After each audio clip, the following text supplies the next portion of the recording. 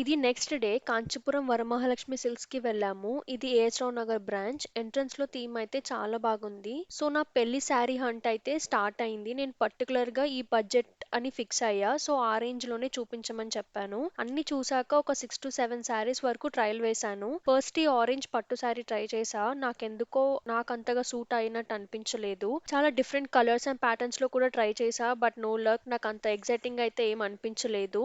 Next ఇంకా shades of gold colours లో చూపించారు. అందులో కూడా కొన్ని శారీస్ ట్రై చేసా. నాకేది సెట్ అవుతుందో అని చూసుకొని తీసుకున్నా. మీరు నేను ఏ శారీ తీసుకున్నానో గెస్ చేస్తే కమెంట్ సెక్షన్ లో కమెంట్ చేయండి. మా అమ్మ కూడా అక్కడే శారీ తీసుకున్నారు. చాలా unique colour, rust orange and blue combination లో ఉంటుంది శారీ. యాక్చువల్లీ వీడియో క్లిప్ తీయడం మర్చిపోయాను.